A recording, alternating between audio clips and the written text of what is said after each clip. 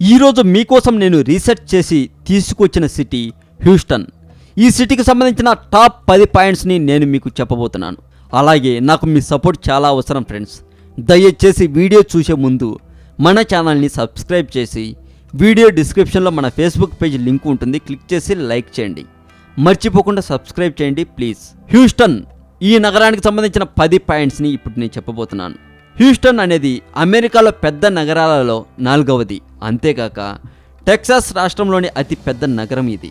ఇందులోని మొదటి point, 1836లో Augustus చాప్మెస్ Allen మరియు జాన్ అలెన్ సోదరులచే రియల్ ఎస్టేట్ సంస్థ వ్యాపార నిమిత్తం బఫెల్లో బేయు సమీపంలో 6442 ఎకరాల భూమిని కొనుగోలు చేయబడటం ఈ నగర నిర్మాణానికి పునాది వేసింది.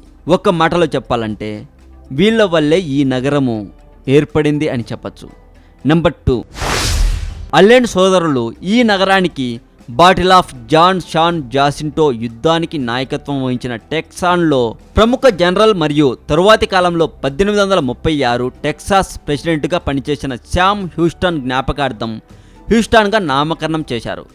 నెంబర్ 3, అమెరికన్ సివిల్ వార్ కాలంలో హ్యూస్టన్ జనరల్ బ్యాంక్ హెడ్ నాయకత్వంలో జరిగిన ది బాటిల్ ఆఫ్ గాల్వెస్టన్ యుద్ధానికి నిర్వాహక కేంద్రంగా ఉంది. యుద్ధానంతరం ఇక్కడి వ్యాపార అవసరాల నిమిత్తం నగరం రేవుల వైపు విస్తరించడం ఆరంభమైంది. ఈ కారణంగా నగరం డౌన్ టౌన్ మరియు గాల్వెస్టన్ రేవుల మధ్య ప్రాంతం వ్యాపార కేంద్రంగా అభివృద్ధి చెందింది.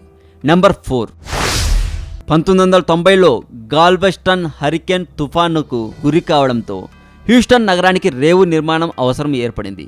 తరువాతి సంవత్సరం బ్యూమెంటో సమీపంలో స్పిండిల్ టాప్ ఆయిల్ ఫీల్డ్ వద్ద చమురు నిల్వలు కనుగొనడంతో టెక్సాస్ చమురు వ్యాపారాన్ని అభివృద్ధి పథం వైపు నడిపించింది. 1902లో హ్యూస్టన్ షిప్ కాలువ అభివృద్ధి పథకానికి ప్రెసిడెంట్ డియోడర్ రూజ్వెల్ట్చే $10 లక్షల నిధి మంజూరైంది. నెంబర్ 5, 2001లో సంభవించిన ట్రాపికల్ స్ట్రోమ్ అలిసన్ తుఫాను కారణంగా హ్యూస్టన్ నగరం 37 అడుగుల నీటి వరదను చవిచూడాల్సి వచ్చింది.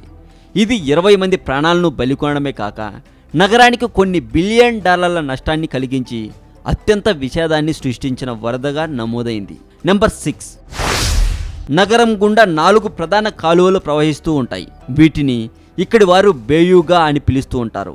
అవి డౌన్ టౌన్ మీదుగా ప్రవహించే బఫెల్లో బేయు మరియు హ్యూస్టన్ ఫిష్ కెనాల్ పరిసర ప్రాంతాల్లో ఉన్న హైట్స్ నుండి డౌన్ టౌన్ వైపు ప్రవహించే వైట్ ఓక్ ఓయు, టెక్సాస్ మెడికల్ సెంటర్ ప్రక్కగా ప్రవహించే బ్రీస్ బేయు మరియు హ్యూస్టన్ దక్షిణ ప్రాంతం నుండి డౌన్ టౌన్ వరకు ప్రవహిస్తున్న సిమ్స్ బేయు నగర సౌందర్యాన్ని ఇనుమడిపింపచేసే జల వనరులు ఫిష్ కెనాల్ గాల్వెస్టన్ ద్వారా ప్రవహిస్తూ మెక్సికో గల్ఫ్ను చేరుకుంటుంది.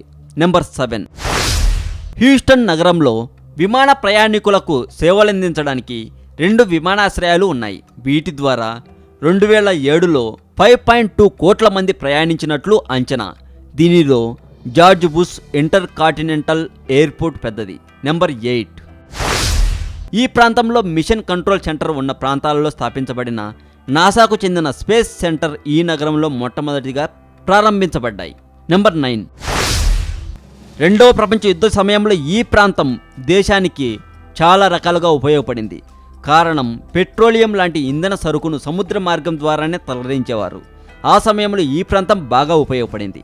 నెంబర్ 10, 1961లో నాసా వారి మ్యాన్డ్ స్పేస్ క్రాఫ్ట్ సెంటర్ స్థాపనతో నగరంలో ఎయిర్ స్పేస్ పరిశ్రమకు శ్రీకారం చుట్టింది.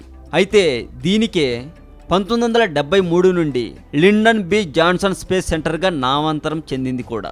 ఇప్పుడు దీనిని లిండన్ బి జాన్సన్ స్పేస్ సెంటర్గా పిలుస్తారు. నేను అందించిన ఈ 10 పాయింట్స్ మీకు నచ్చుతాయి అని నేను అనుకుంటున్నాను. మీకు నచ్చినట్లయితే వీడియోని లైక్ కొట్టే ముందు వీడియో డిస్క్రిప్షన్లో మన ఛానల్కు సంబంధించిన ఫేస్బుక్ పేజ్ లింక్ ఉంది, క్లిక్ చేసి దాన్ని లైక్ కొట్టి తర్వాత వీడియోని లైక్ కొట్టండి. అలాగే ఈ వీడియో కింద మీ ఒపీనియన్ని కామెంట్ రూపంలో పెట్టండి. మీకు ఏదనిపించినా కామెంట్లో చెప్పచ్చు. మరింత ఎలాంటి సమాచారం తెలుసుకోవాలని మీకుంటే మర్చిపోకుండా సబ్స్క్రైబ్ చేయండి ఈ ఛానల్ని. దయచేసి మళ్ళీ ఒకసారి గుర్తుపెట్టుకోండి, మీ సపోర్ట్ నాకు చాలా అవసరం.